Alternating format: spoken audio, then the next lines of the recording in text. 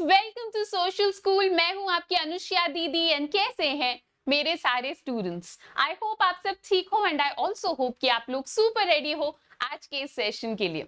तो आज की ये क्लास मेरे क्लास 12th के रॉक स्टार्स के लिए है।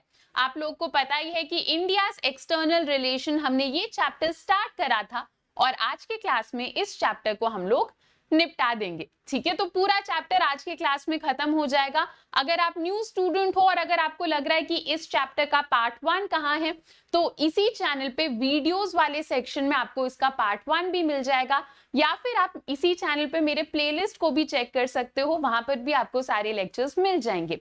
तो आगे बढ़ने से पहले जितने भी न्यू स्टूडेंट्स हैं यहाँ पर जल्दी से चैनल को सब्सक्राइब कर दो, क्योंकि पूरे साल मैं तुम लोगों के लिए ह्यूमैनिटीज के बेस्ट कंटेंट को लाने वाली हूँ। चलो बच्चों, तो स्टार्ट करते हैं हम लोग अपना आज का ये सेशन।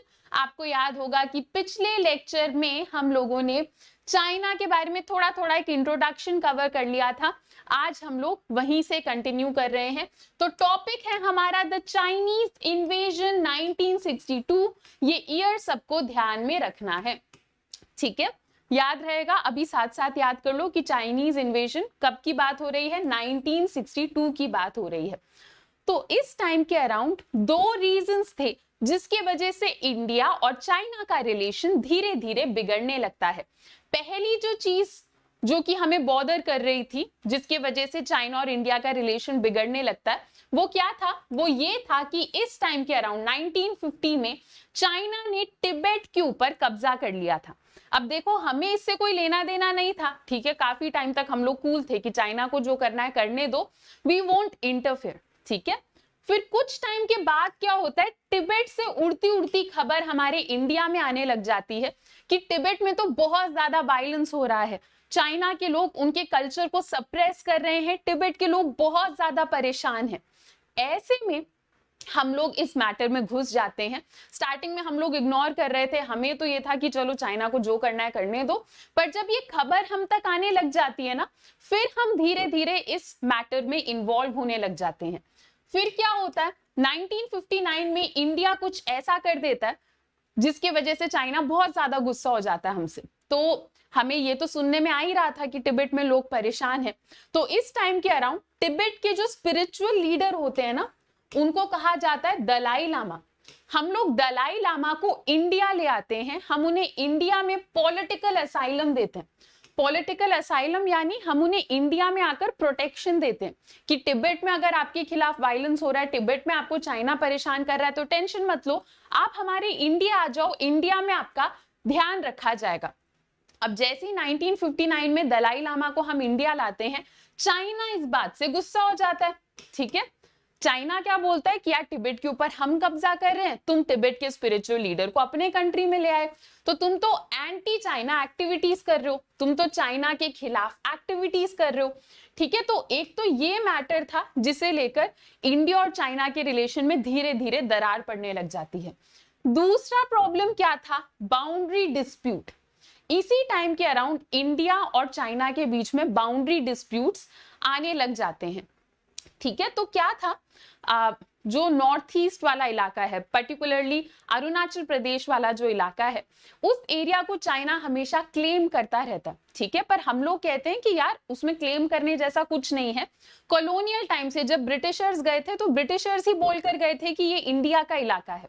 अब चाइना के लोग क्या कहते हैं, चाइना के लोग कहते हैं कि हाँ ब्रिटिशर्स बोल के गए थे ना, तो अब ब्रिटिशर्स तो हट गए, तो अब फिर से हम हमें बैठकर डिस्कशन करना चाहिए कि ये एरिया किसका पड़ेगा।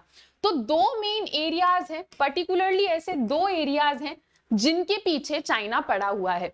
एक इलाका है जिसको हम कहते हैं अक्साई चिन। अक्साई चिन कहां पड़ता है? लद्दाख रीजन में पड़ता है। तो एक आप लोगों ने न्यूज में भी सुना होगा अक्साई चिन को बहुत ज्यादा। तो एक तो ये लोग हमारे अक्साई चिन के पीछे पड़े हुए हैं। और कौन सा एरिया है? इसे हम कहते हैं नेफा। नेफा मतलब अरुणाचल प्रदेश का जो एरिया है उसे नेफा बोला जाता था, मतलब नॉर्थ ईस्ट फ्रंटियर एजेंसी। तो ये लोग हमारे अरुणाचल प्रदेश को भी क्लेम करते हैं। तो कुछ टाइम के बाद इन दो एरियाज को लेकर बॉर्डर डिस्प्यूट्स भी धीरे धीरे इंडिया और चाइना के बीच में स्टार्ट हो जाते हैं। तो 1957 और 1959 के बीच में पता है क्या होता है? चाइना के लोग हमारे अक्साई चिन को ऑक्यूपाई कर लेते हैं, और सिर्फ ऑक्यूपाई ही नहीं करते, आगे वो लोग क्या करते हैं, यहाँ पर स्ट्रैटेजिक रोड्स बनाना, अपने मर्जी से अपने स्ट्रैटेजी के हिसाब से रोड्स बिल्ड करना स्टार्ट कर देते हैं। तो ये भी एक इशू है जिसको लेकर इंडिया चाइना के रिलेशन बिगड़ते जा रहे थे। तो बीच बीच में हम लोगों ने बहुत कोशिश करी बातचीत करने की, इस प्रॉब्लम को सॉल्व करने की, बट अनफॉर्चुनेटली हम इसका कोई सोल्यूशन नहीं निकाल पाते उस टाइम पर। अब आपसे बोल रहे हैं कि क्या तुम लोगों को कंटेम्प्ररी वर्ल्ड पॉलिटिक्स बुक थोड़ी थोड़ी याद है? याद होनी तो चाहिए यार, मैंने मतलब बहुत दिल से पढ़ाया था तुम्हें। भूल भी गए हो तो चलो कोई बात नहीं, तुम्हें रिकॉर्डेड लेक्चर्स इसी चैनल पर मिल जाएंगे, देखकर रिवाइज कर लेना। तो उस बुक में आपको क्यूबन मिसाइल क्राइसिस के बारे में बताया जाता है। क्यूबन मिसाइल क्राइसिस बेसिकली क्या था, जब कोल्ड वॉर चल रहा था, तो जब यूएसए और सोवियत यूनियन की नहीं बनती थी ना, तो बीच में एक इवेंट हुआ था जहां पर मतलब पूरा वर्ल्ड उनके ऊपर फोकस कर रहा था, क्योंकि हमें लग रहा था कि रशिया एंड यूएसए के बीच में मतलब कुछ ना कुछ तो वॉर टाइप होने वाला है, कोई तो एक दूसरे के ऊपर ये लोग मिसाइल अटैक करने वाले हैं। तो ये मैं आपको इन डिटेल नहीं बता रही हूँ, ऊपर ऊपर से समझा रही हूँ। तो क्यूबन मिसाइल क्राइसिस कहते हैं उसे, ठीक है। तो एक ऐसा टाइम था जब पूरे वर्ल्ड का ध्यान यूएसए और सोवियत यूनियन के ऊपर था। हमें मतलब लग रहा था कि अभी सोवियत यूनियन अटैक कर देगा यूएसए के ऊपर, ठीक है। तो सब लोग डिस्ट्रैक्टेड थे, सब लोग उन्हीं के ऊपर नजर रख रहे थे उस टाइम पर। इस टाइम का फायदा उठाकर चाइना के लोग क्या करते हैं, ये हमारे ऊपर अटैक कर देते हैं। तो ये बात है अक्टूबर 1962 की। 1962 ईयर याद हो गई ना अब तक? नहीं हुई तो साथ साथ कहीं पे लिखते जाओ, ठीक है। जब तक ये सेशन एंड होगा तुम्हें ये ईयर याद हो जाना चाहिए। चलो, तो इसी मौके का फायदा उठाकर चाइना ने क्या करा, अक्टूबर 1962 में हमारे ऊपर अटैक कर दिया। जब सब लोग डिस्ट्रैक्टेड थे क्यूबन मिसाइल क्राइसिस को लेकर, चाइना इस चीज का फायदा उठाकर क्या करते हैं, ये लोग हमारे ऊपर अटैक कर देते हैं। एंड ये वाला अटैक इनका बहुत तगड़ा था। हमने प्रिडिक्ट नहीं करा था कि शायद चाइना हमारे ऊपर अटैक कर देगा। वी वर नॉट प्रिपेयर्ड, और चाइना मतलब बहुत बुरी तरीके से हमें हरा रहा होता है इस अटैक में, ठीक है। तो इनका जो पहला अटैक था 1 वीक तक चलता है, एंड इस अटैक में ये लोग अरुणाचल प्रदेश के कुछ इंपॉर्टेंट एरियाज के ऊपर कब्जा कर लेते हैं। इसके बाद अगले ही मंथ में ये लोग एक सेकंड अटैक भी करते हैं, जहां पर ये लद्दाख के कुछ की एरियाज के ऊपर अटैक करना स्टार्ट कर देते हैं। कुछ टाइम के अंदर अंदर ये लोग हमारे आसाम के प्लेन्स वाले एरिया में भी पहुंच जाते हैं। फाइनली क्या होता है, कुछ इंटरनेशनल प्रेशर वगैरह डलना स्टार्ट होता है, और इस टाइम पर चाइना सडनली डिसाइड करता है कि यार बहुत हो गया, ठीक है, बहुत हो गया। चाइना बोलता है कि अब हम लड़ाई नहीं कर रहे, और वो वापस अपने आर्मी को विड्रॉ करके वापस अपने ओरिजिनल पोजीशन में चले जाते हैं। पर ये जो 1962 का अटैक था, इस अटैक से हमारी इंडिया की इंटरनेशनल इमेज के ऊपर एक डेंट पड़ गया, ठीक है। इस टाइम पर क्योंकि बिल्कुल हम लोग रेडी नहीं थे वॉर के लिए, तो हमें क्या करना पड़ता है, हमें अमेरिका और ब्रिटेन से मदद मांगनी पड़ती है। इंटरनेशनली ये कोई बढ़िया चीज नहीं होती कि एक कंट्री दूसरे कंट्री से मदद मांग रही है कि यार हमारे यहाँ तो वॉर हो रहा है, हमसे हैंडल नहीं हो रहा, आप लोग प्लीज हेल्प भेजो। तो this was not at all a good thing for India. तो इंटरनेशनली हमारी इमेज के ऊपर एक डेंट पड़ जाता है, हमें अमेरिका और ब्रिटिश से मदद मांगनी पड़ती है, मिलिट्री असिस्टेंस मांगनी पड़ती है। इस दौरान सोवियत यूनियन इस दौरान क्या बोलता है कि यार हम तो कुछ बीच में बोल ही नहीं रहे, हम न्यूट्रल हैं। तो सोवियत यूनियन इन्वॉल्व हो नहीं रहा था, ठीक है। तो ये सारी चीजें हमारे इंडिया में चल रही थी, ठीक है। देखो, अब आपसे बताया जा रहा है कि ये वाला इवेंट हमारी हिस्ट्री में इतना इंपॉर्टेंट इसीलिए है क्योंकि एक इंटरनेशनल ह्यूमिलिएशन हमें सहना पड़ा, ठीक है। इंटरनेशनल लेवल पर मतलब ये एक इंसल्ट की तरह है कि एक कंट्री हमारे ऊपर अटैक करके चली गई। तो इंटरनेशनल ह्यूमिलिएशन तो हम सह ही रहे थे, पर इस टाइम पे हमारा नेशनलिज्म का स्पिरिट भी बढ़ गया था। नेशनलिज्म तो पता है 10th में बहुत बढ़िया तरीके से तुम लोग पढ़कर आए हो, है ना। तो नेशनलिज्म का स्पिरिट हमारा और स्ट्रॉन्ग हो जाता है, ठीक है। एक तरफ ह्यूमिलिएशन तो हम सह ही रहे थे, बट चाइना के अटैक की वजह से नेशनलिज्म की वो जो फीलिंग थी हमारे अंदर वो और स्ट्रॉन्ग हो जाता है। इस टाइम पर इंडिया के कुछ टॉप आर्मी कमांडर्स रिजाइन करते हैं या रिटायर हो जाते हैं, ठीक है, तो इतना ह्यूमिलिएटिंग सा इवेंट था ये कि उस टाइम पर जो भी टॉप आर्मी कमांडर्स थे उन्होंने या तो रिजाइन डाल दिया या फिर वो रिटायर हो गए। इसमें एक एग्जांपल है जो कि सुपर इंपॉर्टेंट है, ठीक है, सुपर इंपॉर्टेंट, मेगा इंपॉर्टेंट। आजकल हम लोगों ने मॉन्स्टर क्विज स्टार्ट करा है ना, तो पर मॉन्स्टर इंपॉर्टेंट बोलना तो मतलब कुछ सूट नहीं कर रहा है, मेगा इंपॉर्टेंट पे रुक जाते हैं, ठीक है। तो ये एक एग्जाम्पल यहाँ पे इंपॉर्टेंट है। हमारे उस टाइम पर एक डिफेंस मिनिस्टर थे जिनका नाम था वी कृष्णा मेनन, ये अपने कैबिनेट को लीव कर देते हैं, ठीक है। तो उस टाइम पर इतना ह्यूमिलिएशन चल रहा था कि काफी सारे हमारे टॉप लीडर्स रिजाइन कर रहे थे। नेहरू जी की इमेज के ऊपर भी मतलब बहुत गहरा डेंट पड़ा। क्यों? क्योंकि नेहरू जी तो चाइना को लेकर बहुत कॉन्फिडेंट थे ना। नेहरू जी को बहुत लोगों ने टोका कि चाइना से इतनी गहरी दोस्ती मत करो, पर नेहरू जी ने वो बात सुनी ही नहीं।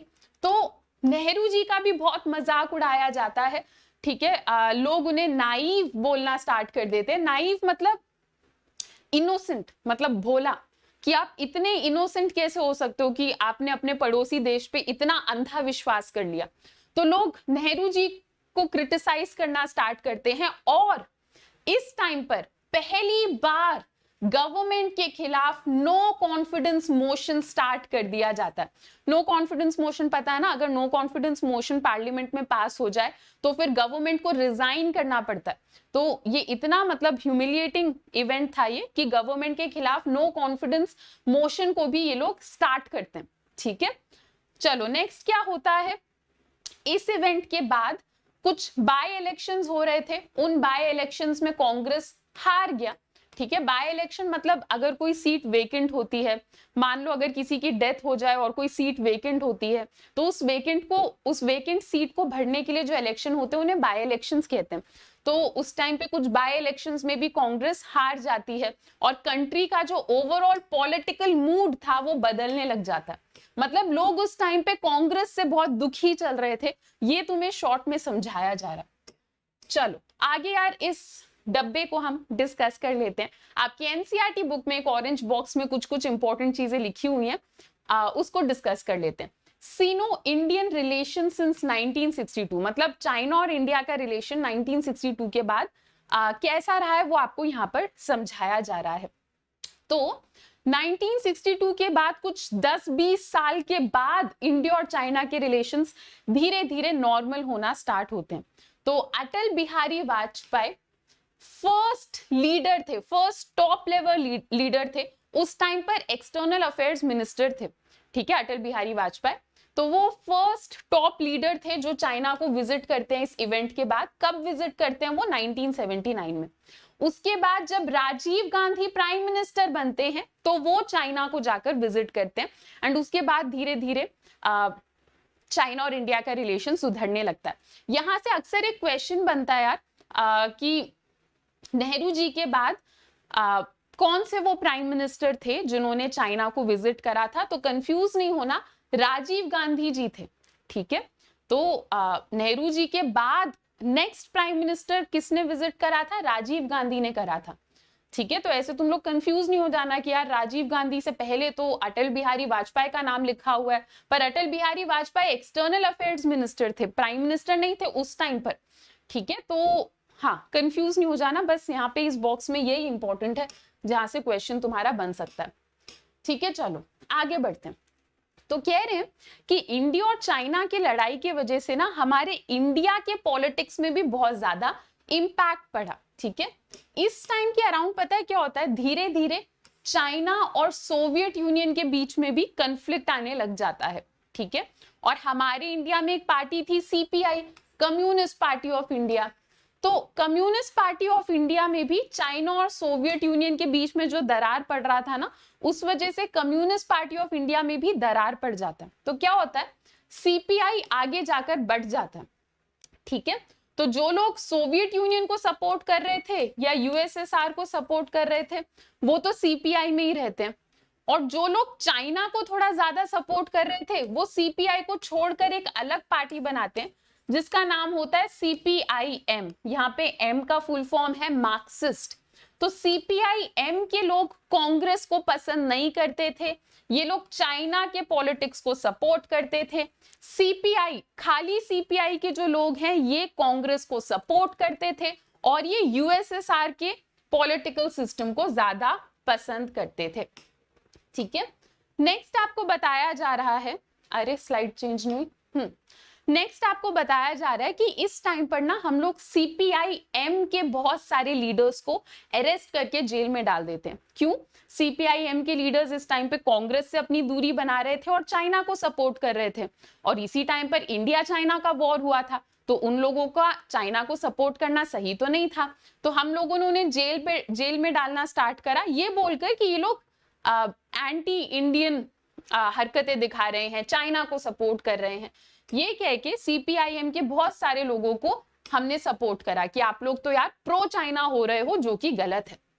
ठीक है, नेक्स्ट क्या था, इंडिया और चाइना के वॉर के वजह से ना सडनली हमें ये एहसास हुआ कि हमारे इंडिया में जो नॉर्थ ईस्ट की स्टेट्स हैं वो बहुत वल्नरेबल हैं, हमें उनके ऊपर ज्यादा ध्यान देने की जरूरत है।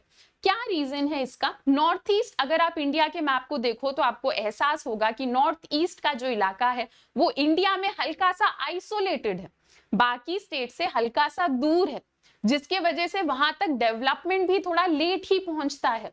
तो हमें ये रियलाइज हुआ चाइना के अटैक के बाद कि वो इलाका थोड़ा आइसोलेटेड है, हमें उस एरिया को अच्छे से प्रोटेक्ट करने की जरूरत है। ठीक है, तो चाइना के वॉर के बाद हम कुछ स्टेप्स लेते हैं नॉर्थ ईस्ट को थोड़ा और बेटर बनाने के लिए। क्या क्या थे वो स्टेप? उस टाइम पर हम लोग नागालैंड को स्टेट बना देते हैं, और मणिपुर, त्रिपुरा, ये सब यूनियन टेरिटरीज थे, पर हम उस टाइम पर यूनियन टेरिटरीज थे, पर हमने उनसे कहा कि आप खुद की लेजिस्लेटिव असेंबली रख सकते हो। तो ये कुछ स्टेप्स हमने लेना स्टार्ट करा था उस टाइम पर नॉर्थ ईस्ट को थोड़ा प्रोटेक्ट करने में। बट वेरी फ्रैंकली, आप लोगों को भी पता है, आप लोग भी न्यूज वगैरह देखते ही हो, तो you all must be very aware कि नॉर्थ ईस्ट वाला इशू अब भी इन कुछ स्टेप से सॉल्व नहीं हुआ है। अब भी नॉर्थ ईस्ट इंडिया से थोड़ा आइसोलेटेड है, we need to work on that. चलो, तो चाइना वाला टॉपिक फिनिश हो गया है। नेक्स्ट टॉपिक क्या है? War and peace with Pakistan. ठीक है, चाइना खत्म, ताली वाली बजाओ। ठीक है, चाइना वाला टॉपिक आप लोगों ने सक्सेसफुली फिनिश कर लिया है। आगे बढ़ते हैं, पाकिस्तान की कहानी सुनते हैं। तो देखो यार, चाइना के साथ तो हमारा सीन क्या था, चाइना के साथ स्टार्टिंग में दोस्ती थी, आगे जाकर वॉर होता है। पाकिस्तान के साथ ऐसा नहीं था, पाकिस्तान के साथ स्टार्टिंग से लड़ाई चल रही है। क्यों चल रही है? कश्मीर के इशू को लेकर। अब इन डिटेल अगर आपको कश्मीर के बारे में सब जानना है तो टेंशन मत लो, इसी बुक में जब हम चैप्टर 8 में आएंगे तो आपको इन डिटेल बताया जाएगा। अभी के लिए ऊपर ऊपर से कहानी सुनो। तो कह रहे हैं कि 1947 में ही ऑलमोस्ट इंडिया और पाकिस्तान के बीच में वॉर का माहौल चल रहा था कश्मीर को लेकर। ठीक है, पर एकदम फुल वॉर नहीं होता। क्यों नहीं होता? क्योंकि बीच में यूनाइटेड नेशंस आ जाता है। ठीक है, नेक्स्ट क्या कह रहे हैं कि पाकिस्तान का ना एक इम्पोर्टेंट फैक्टर है पाकिस्तान, जब हम इंडिया और यूएसए या फिर इंडिया और चाइना के रिलेशंस के बारे में डिस्कस करते हैं। ठीक है, तो हमारे यूएसए और चाइना के रिलेशंस के भी बीच में आ जाता है पाकिस्तान। ठीक है, तो हमारे एक्सटर्नल रिलेशंस को पाकिस्तान इन्फ्लुएंस करता है।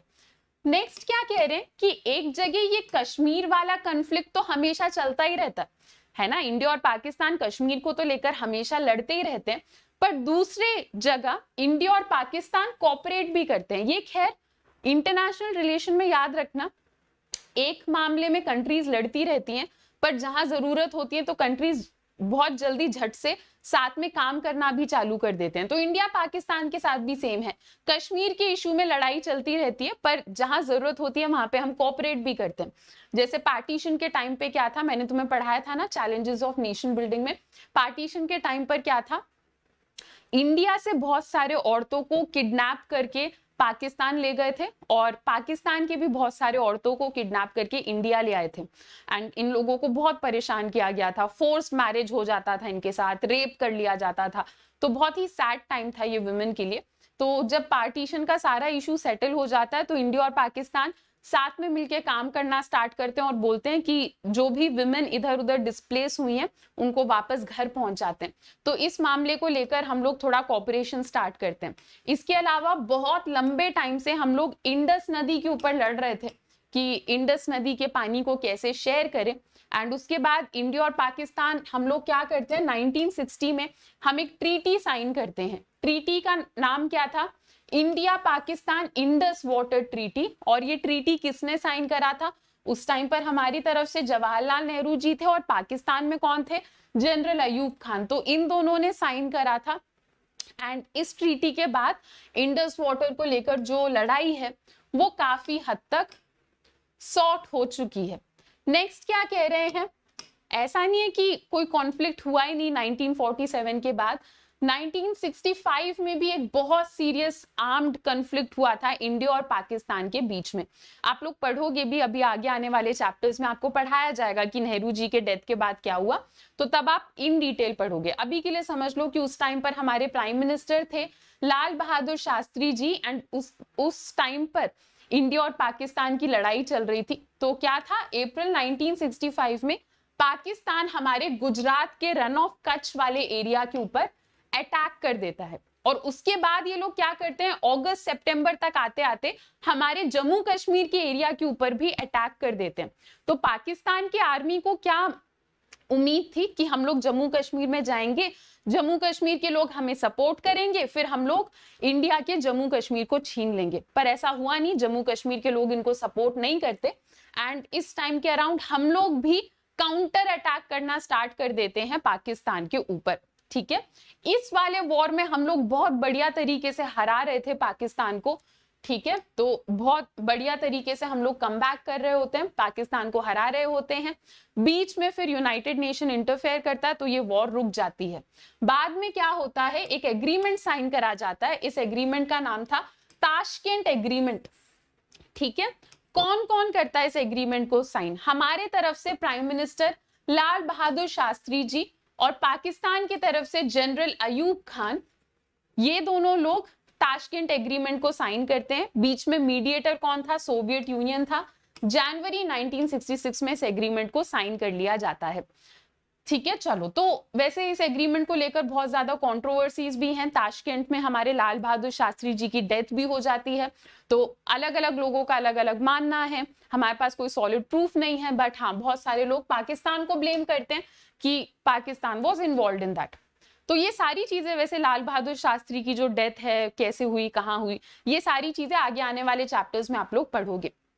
ठीक है, चलो नेक्स्ट क्या कह रहे हैं कि इस वॉर में हम लोगों ने पाकिस्तान को बढ़िया हराया, वो तो ठीक है, पर वॉर होता है। ठीक है, वॉर में जो बंदा जीत रहा होता है ना, उसका भी बहुत भारी नुकसान होता है।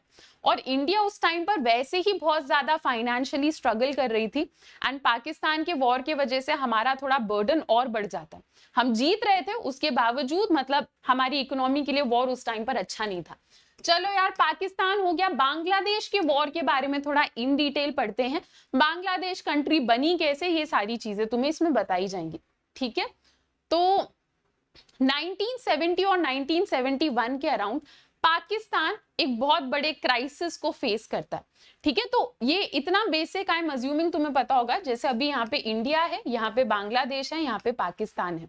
आज के टाइम पर हम इस कंट्री को बांग्लादेश कहते हैं, पर ये कंट्री ओरिजिनली पाकिस्तान का ही पार्ट था। तो बांग्लादेश आज इसे बोलते हैं, उस टाइम पे इसे ईस्ट पाकिस्तान बोलते थे और इसे वेस्ट पाकिस्तान बोलते थे। ठीक है, तो ये भी पाकिस्तान था, ये भी पाकिस्तान था, बीच में अपना इंडिया था। इस टाइप का सिचुएशन था उस टाइम पर। तो ये लोग क्या करते हैं, 1970s के अराउंड एक इलेक्शन होता है और इलेक्शन का रिजल्ट इन लोगों को अच्छा नहीं लगता। क्या था इलेक्शन का रिजल्ट, वेस्ट पाकिस्तान में जुल्फिकर अली भुट्टो जीत जाती हैं। ठीक है, और ईस्ट पाकिस्तान में क्या होता है, अवामी लीग नाम की एक पार्टी जीतती है और अवामी लीग के लीडर होते हैं शेख मुजिबुर रहमान। तो ये चीज ना वेस्ट पाकिस्तान को पसंद नहीं आती कि कोई और पार्टी बांग्लादेश यानी ईस्ट पाकिस्तान में जीत गए।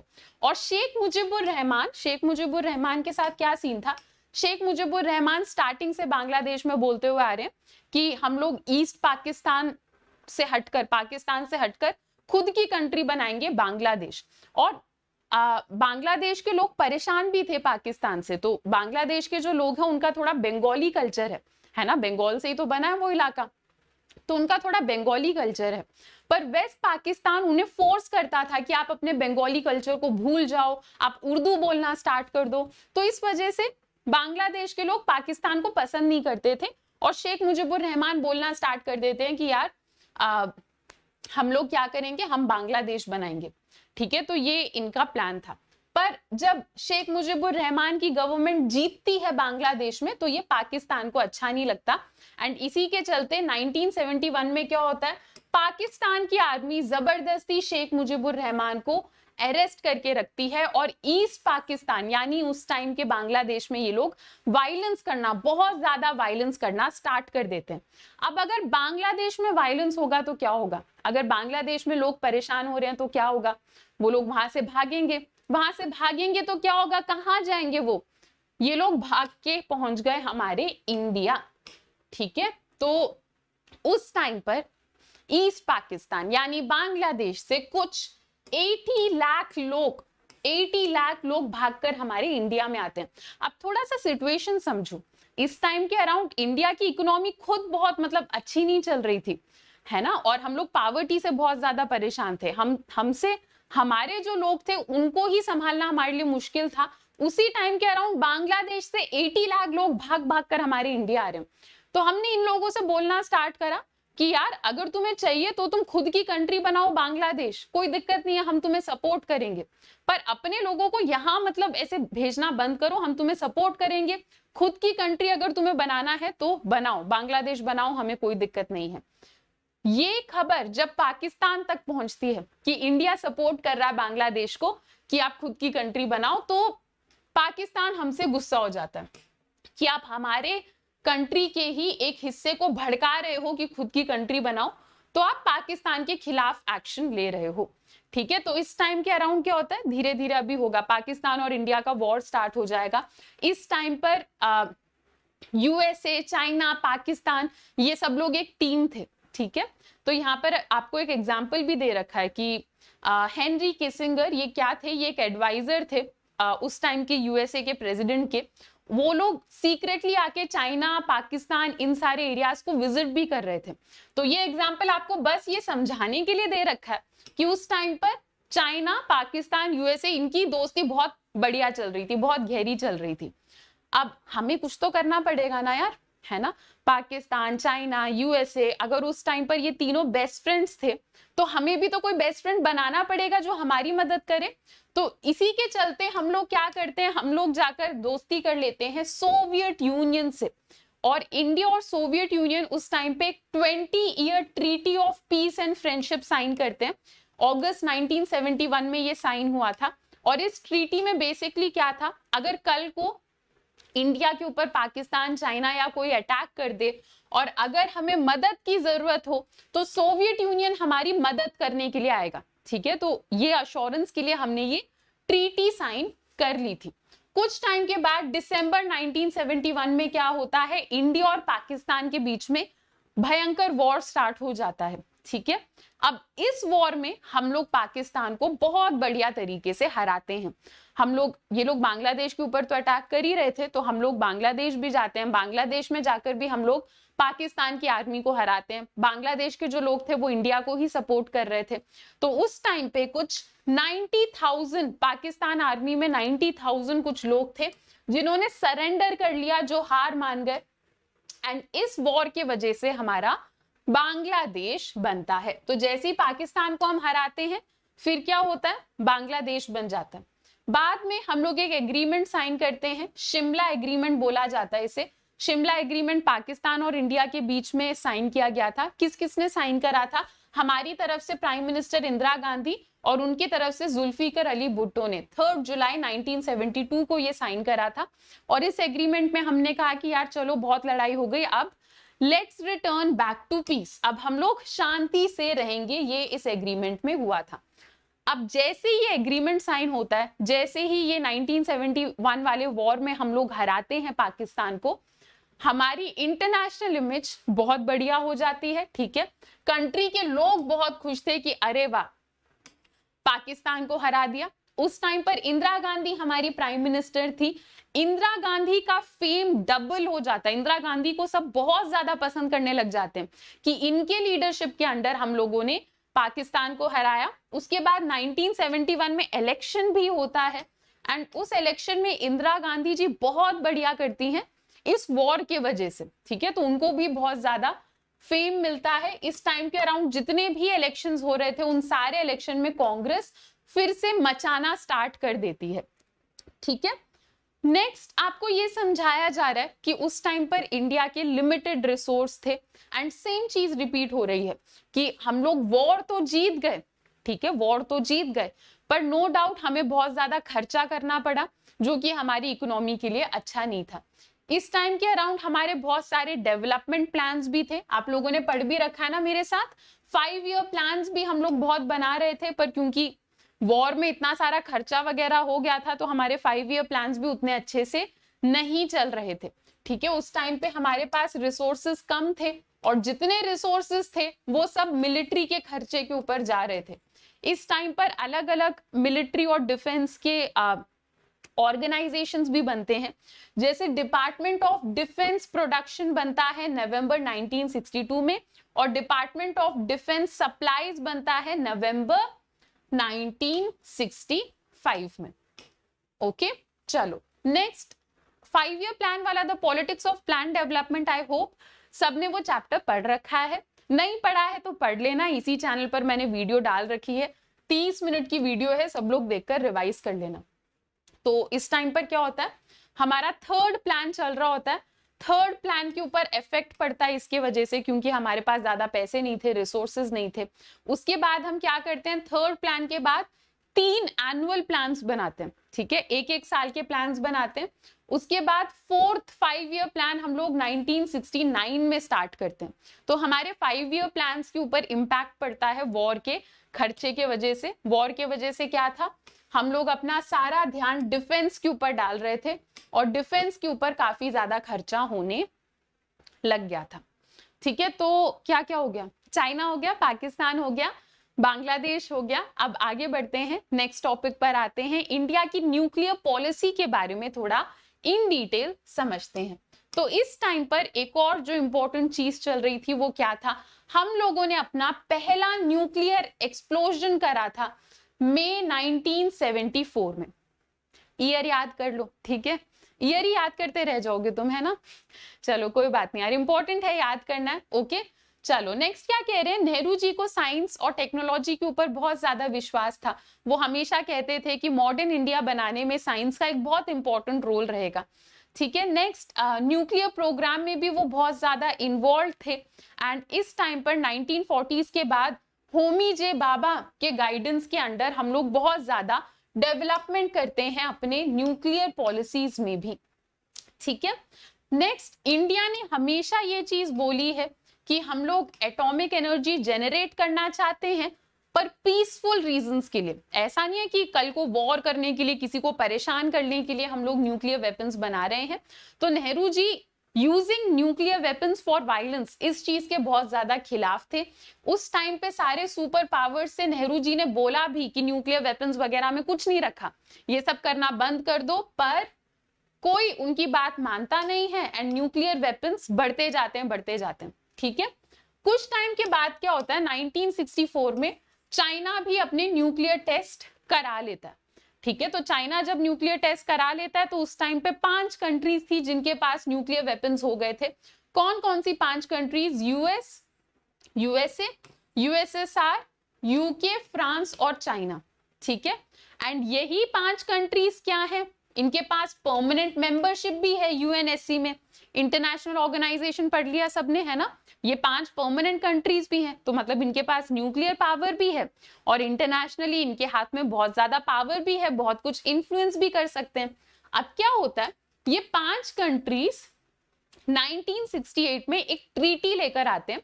इस ट्रीटी का नाम था non proliferation treaty, nuclear non proliferation treaty. इस ट्रीटी में बेसिकली ये लोग क्या कह रहे थे कि भाई हम लोगों ने तो न्यूक्लियर वेपन्स बना लिए, पर न्यूक्लियर वेपन्स बनाना अच्छी चीज नहीं है, तो अब बाकी की जितनी कंट्रीज हैं, तुम लोग इस ट्रीटी को साइन करो और प्रॉमिस करो कि तुम लोग न्यूक्लियर वेपन्स नहीं बनाओगे। अच्छा नहीं लग रहा ना सुनने में? तो बेसिकली मैं तुम्हें थोड़ा और मतलब एक अपने टाइप का एग्जाम्पल देकर समझाती हूँ, ठीक है? तो मान लो तुम्हारे क्लास में एक टॉपर है, ठीक है? टॉपर ने क्या करा, सारे सब्जेक्ट के नोट्स बना लिए, और वो टॉपर नोट्स बनाने के बाद, सारी पढ़ाई करने के बाद बोल रहा है कि यार मैंने तो नोट्स बना लिए पर इन सब में कुछ नहीं रखा, बहुत टाइम वेस्ट होता है। तो एक काम करो, तुम लोग ये ट्रीटी साइन करो और बोल दो कि मैं नोट्स नहीं बनाऊंगा। कोई सेंस बना इस बात का? नहीं ना। अगर टॉपर को नहीं पसंद अपने नोट्स तो जला दो यार अपने नोट्स को, है ना? तो तुमने क्यों बनाए नोट्स? तो ऐसा ही कुछ था एनपीटी में। इन सारी कंट्रीज ने न्यूक्लियर वेपन्स बना लिए और फिर अचानक से ये लोग सो के जाग रहे हैं कि यार न्यूक्लियर वेपन्स बनाने में कुछ नहीं रखा, तो हम बाकी कंट्रीज से एक ट्रीटी साइन करा लेते हैं कि वो न्यूक्लियर वेपन्स नहीं बनाएंगे। इंडिया को ये ट्रीटी कभी भी पसंद नहीं थी। इंडिया ने हमेशा बोला है कि this treaty is discriminatory. Discriminatory मतलब भेदभाव करा जा रहा है, तुमने खुद तो बना लिए न्यूक्लियर वेपन्स, अब तुम बाकी सबको ज्ञान दे रहे हो कि न्यूक्लियर वेपन मत बनाओ। तो इंडिया को ये ट्रीटी कभी नहीं पसंद थी। इसके चलते कुछ टाइम के बाद इंडिया अपना पहला न्यूक्लियर टेस्ट कंडक्ट करता है। हमने ये बोला था कि हम लोग पीसफुल एक्सप्लोजन कर रहे हैं, हम किसी के ऊपर अटैक वगैरह नहीं कर रहे, पीसफुल रीजंस के लिए हम अपनी टेक्नोलॉजी को डेवलप कर रहे हैं। और इंडिया हमेशा से इस चीज को लेकर कमिटेड रहा है कि हम लोग पीसफुल रहेंगे, ठीक है? नेक्स्ट क्या था, अब ये जो टाइम पीरियड था जब हमने अपना पहला न्यूक्लियर टेस्ट कंडक्ट करा था, इंटरनेशनल लेवल पर ये मतलब बहुत मुश्किल सा एक टाइम पीरियड था। इस टाइम पर क्या था, अरब और इजराइल वॉर चल रहा था, अरब इजराइल वॉर चल रहा था, 1973 की बात है। तो इसके वजह से, क्योंकि इन लोगों का वॉर चल रहा था, पूरे वर्ल्ड में ऑयल सप्लाई की कमी पड़ गई थी, ठीक है? जिसकी वजह से सबकी इकोनॉमी बिगड़ गई थी। हमारे यहाँ भी बहुत तेज इन्फ्लेशन चल रहा था। इन सारी चीजों के बारे में तुम आगे आने वाले चैप्टर्स में पढ़ोगे, ठीक है? जैसे चैप्टर 6 में तुम्हें बताया जाएगा कि इस टाइम पे हमारे कंट्री का बहुत बुरा हाल था, हर जगह स्ट्राइक्स चल रहे थे, राइट्स चल रहे थे, नेशन वाइड रेलवे स्ट्राइक भी इसी टाइम पर हुआ था। तो बहुत ही डिफिकल्ट सर्कमस्टांसेस के अंडर हम लोगों ने ये सारे टेस्ट कंडक्ट कराए थे, ठीक है? नेक्स्ट आपको बताया जा रहा है कि आप देखोगे कि पॉलिटिकल पार्टीज, अलग अलग पॉलिटिकल पार्टीज के ना माइनर डिफरेंसेस होते हैं। छोटी छोटी चीजों को लेकर पॉलिटिकल पार्टीज की आपस में बनती नहीं है, ठीक है? पर ओवरऑल जब भी फॉरेन पॉलिसी की बात आती है तो हम अपने नेशन के इंटरेस्ट को सबसे ऊपर रखते हैं, ठीक है? जब भी हम लोग फॉरेन पॉलिसी बना रहे होते हैं तो देश के लिए जो जरूरी है वो चीज सबसे इंपॉर्टेंट हो जाता है। तो इसीलिए आपको समझाया जा रहा है foreign policy has played only a limited role in party politics. अक्सर अलग अलग पार्टीज फॉरेन पॉलिसी में अपने पॉलिटिक्स को नहीं लेकर आते हैं। फॉरेन पॉलिसीज में क्या होता है, नेशन के इंटरेस्ट को सबसे ऊपर रखा जाता है, ठीक है? चलो, तो अब लास्ट टॉपिक हमारा, थक तो नहीं गए यार तुम? थक भी गए तो कोई बात नहीं, थोड़ी देर और सुन लो, हमारा लास्ट टॉपिक आ गया, ठीक है? Shifting alliances in world politics, ये भी इंपॉर्टेंट है। हालांकि ये बॉक्स में दे रखा है, पर हाँ यहाँ से कुछ ना कुछ बन के आ सकता है क्वेश्चन, तो ये भी समझ लेते हैं, ठीक है? चलो, तो क्या कह रहे हैं, आप लोगों ने पिछले चैप्टर्स में भी पढ़ा है, 1977 के बाद बहुत सारी नॉन कांग्रेस गवर्नमेंट आने लगती है। 1977 से पहले क्या था, कांग्रेस का डोमिनेशन था। 1977 के बाद बहुत सारी ऐसी पार्टीज पावर में आने लग जाती हैं जो कांग्रेस नहीं थी, कुछ और ही थी, अलग अलग पार्टीज आने लग जाती हैं। तो आपसे पूछा जा रहा है तो इसका क्या मतलब है, अगर कांग्रेस हट रही थी उस टाइम पर और दूसरी पार्टीज आ रही थी, तो क्या इस रीजन के वजह से हमारे फॉरेन पॉलिसी के ऊपर कोई इंपैक्ट पड़ा, वो आपसे पूछा जा रहा है। उसका आंसर यहाँ पर है, ठीक है? तो इस टाइम पर क्या होता है, 1977 में जनता पार्टी पावर में आती है, ठीक है? और ये लोग पावर में आके बोलते हैं कि भाई हम भी नॉन अलाइनमेंट को फॉलो करेंगे, ठीक है? तो इससे पहले क्या था, इंडिया का ना सोवियत यूनियन की तरफ एक हल्का सा टिल्ट था, ठीक है? हम लोग सोवियत यूनियन को थोड़ा ज्यादा फेवर करते थे, तुमने पढ़ भी रखा है पिछले चैप्टर्स में, कंटेम्प्रेरी वर्ल्ड पॉलिटिक्स बुक में भी पढ़ रखा है कि सोवियत यूनियन और इंडिया का एक स्पेशल बॉन्ड था। तो जनता पार्टी पावर में आने के बाद बोलती है कि ये जो टिल्ट है ना सोवियत यूनियन की तरफ, इस टिल्ट को हम लोग ठीक करेंगे, ठीक है? तो जनता पार्टी के बाद जितनी गवर्नमेंट आई है, चाहे वो कांग्रेस हो या चाहे वो नॉन कांग्रेस गवर्नमेंट हो, इन्होंने इस टाइम पर धीरे धीरे 1977 के बाद इन्होंने धीरे धीरे इनिशिएटिव लेना स्टार्ट करा, यूएसए के साथ, चाइना के साथ अपने रिलेशंस को बेटर करने के लिए। ठीक है, तो इन्होंने क्या करा, धीरे धीरे अपने इंडिया और यूएसए के रिलेशन को बेटर करने की कोशिश करी और इंडिया और चाइना के रिलेशन को भी बेटर करने की कोशिश करी। ठीक है, नेक्स्ट आपको बताया जा रहा है कि जब भी इंडिया के फॉरेन पॉलिसी की बात होती है ना, तो दो क्वेश्चंस आते हैं दिमाग में। ठीक है, उनके बारे में एक एक करके डिस्कस करेंगे।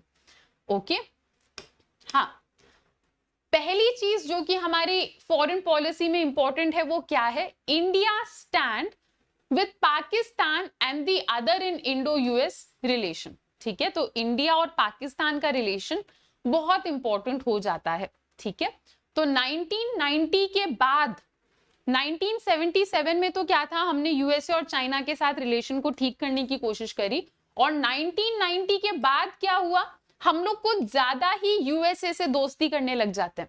तो 1990 के बाद लोग हमें थोड़ा क्रिटिसाइज करने लग जाते हैं कि भाई तुम तो नॉन अलाइंड रहने वाले थे, पर तुम लोग यूएसए की तरफ अब ज्यादा टिल्ट होने लग गए हो।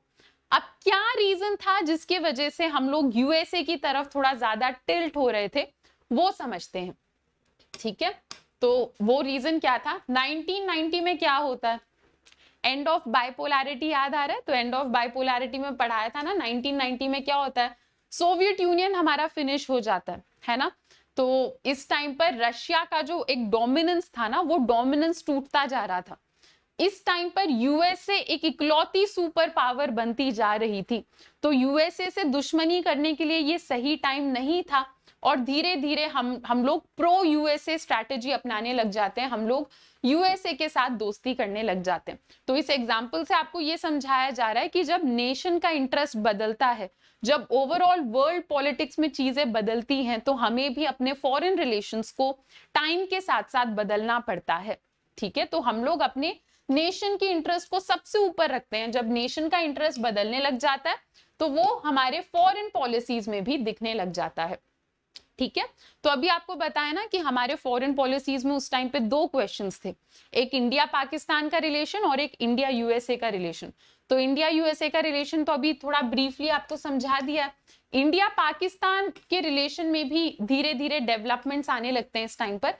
कश्मीर वाला इशू अपनी तरफ चल ही रहा था, ठीक है, कश्मीर को लेकर आज भी लड़ाई होती है, ठीक है, but at the same time हम लोग कुछ कुछ मामलों में कोऑपरेट करना स्टार्ट कर देते हैं। ठीक है, हम लोग कल्चरल एक्सचेंज करना स्टार्ट कर देते हैं, इकोनॉमी के मैटर्स में भी हम लोग धीरे धीरे कोऑपरेट करना स्टार्ट कर देते हैं। इस टाइम के अराउंड इंडिया और पाकिस्तान के बीच में बहुत सारे बस रूट्स, ट्रेन रूट्स, ये सब भी ओपन अप होने लग जाते हैं। ठीक है, तो 1999 के बाद ये सिचुएशन कि इंडिया और पाकिस्तान के बीच में एक भयंकर वॉर होगा, ये वॉर की पॉसिबिलिटी धीरे धीरे डिक्लाइन हो गई है। ठीक है, बीच बीच में कुछ कुछ इश्यूज होते रहते हैं, पर ये पॉसिबिलिटी की फुल आउट वॉर हो, ये पॉसिबिलिटी एकदम खत्म हो गई है। इसी के साथ तुम्हारा चैप्टर भी खत्म हो गया। तो ये यार कन्फेटी टाइम चल रहा है, सब लोग ताली वाली बजाओ, पैट योर बैग्स, तुम लोगों ने एक और अमेजिंग और लेंदी चैप्टर फिनिश कर लिया है। I am so proud of you. अब देखते हैं कि पिछले क्लास में जो मैंने क्वेश्चन पूछा था उसका कितने बच्चों ने राइट आंसर दिया है। ठीक है, तो कन्फेटी टाइम हो गया, आगे बढ़ते हैं यार। तुम्हारा क्वेश्चन ये था, what was Nehru strategy to achieve his foreign policy objective. Nehru ji की स्ट्रैटेजी क्या थी? उनकी स्ट्रैटेजी थी नॉन अलाइनमेंट की। पिछले क्लास का क्वेश्चन है ये। किस किसने राइट आंसर दिया है देखते हैं। तो लालिमा, गॉब्लिन गेमिंग, अच्छा रेशमी, अच्छा आप रेशमी हो, रेशमी वेरी गुड, लालिमा, रेशमी, गौरी बहुत बढ़िया, सब लोग इनके लिए क्लैपिंग करो। साथ ही साथ ओम प्रकाश, पलक, अनवी, अन्वेषा, आप लोगों ने भी बहुत जल्दी आंसर करा है और भी बहुत सारे बच्चों ने आंसर करा है, पर यार इतनी सी जगह मेरे पास, ठीक है, तो मैं सबका नाम नहीं ला पाई, पर इन बच्चों ने फास्टेस्ट आंसर करा है, तो जल्दी जल्दी इन बच्चों के लिए क्लैपिंग कर दो। अगर आप चाहते हो अगली क्लास में आपका भी नाम आए तो टेंशन मत लो, मैं आज की क्लास में एक क्वेश्चन लेकर आई हूँ, जिसको भी आंसर पता है, जब ये सेशन एंड हो जाएगा तो नीचे कॉमेंट्स में मुझे जवाब बताना। तो क्वेश्चन है तुम्हारा, who among the following was worried about possible Chinese aggression in future? Option A Jawaharlal Nehru, option B Sardar Vallabh Bhai Patel, option C Gandhi ji, option D Lal Bahadur Shastri. इनमें से कौन वरिड था कि आगे जाकर शायद चाइना हमारे ऊपर अटैक कर सकता है? जिसको भी आंसर पता है जल्दी से कमेंट सेक्शन भर दो। तो यार ये तुम्हारी रिकॉर्डेड क्लास थी। अगर आप कभी मेरे से लाइव मिलना चाहते हो तो आप मेरे लाइव क्लासेस में भी आ सकते हो। तो इन फ्री लाइव क्लासेस को ज्वाइन करने के लिए आपको एक कोड यूज करना होगा और ये कोड है हमारा अनुष्या, ANUSHYA। In free live classes का लिंक आपको इसी चैनल में कम्युनिटी वाले सेक्शन में मिल जाएगा, या फिर आप हमारे टेलीग्राम चैनल को ज्वाइन कर लो। वहां पर भी मैं आपको डेली क्लास अपडेट्स भेजती रहती हूँ, ठीक है। आप ही लोगों की डिमांड पे हम लोगों ने डेडिकेटेड ह्यूमैनिटीज का बैच स्टार्ट करा है। तो अगर आप नेक्स्ट लेवल प्रिपरेशन करना चाहते हो क्लास 11th, क्लास 12th या CUET की, तो आपको इन बैचेस का लिंक इसी वीडियो के डिस्क्रिप्शन में मिल जाएगा।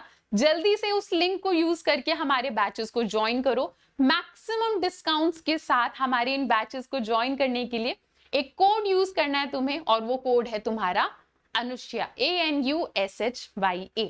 ओके, और टेलीग्राम का लिंक भी वीडियो के डिस्क्रिप्शन में ही है। टेलीग्राम को ज्वाइन कर लेना, वहां पर रोज क्लास अपडेट्स आती हैं, और वहां पर जैसे अब ये चैप्टर फिनिश हो गया तो वहां पर मैं आपको इस चैप्टर के नोट्स भी दे दूंगी, ठीक है। तो अगर आप उस चैनल में फाइल्स वाले एरिया में जाओगे तो आपको नोट्स भी सारे मिल जाएंगे। तो टेलीग्राम को भी सारे बच्चे ज्वाइन कर लेना। तो हाँ यार, आज मेनली इस क्लास में मुझे यही सब बताना था आपको। तो आई होप आपको ये सेशन अच्छा लगा, एंड आई होप ये जो चैप्टर है ये चैप्टर आपका अच्छे से कवर हो गया है। अगर आपको ऐसा लगा कि ये वीडियो आपके लिए हेल्पफुल है तो वीडियो को लाइक करो और अपने सारे दोस्तों के साथ इस वीडियो को शेयर करो, and show some love and support in the comment section. चलो बच्चों, तो अभी के लिए इतना ही। अब हम लोग मिलते हैं अपने नेक्स्ट लेक्चर में। Till then, bye bye, take care and thank you.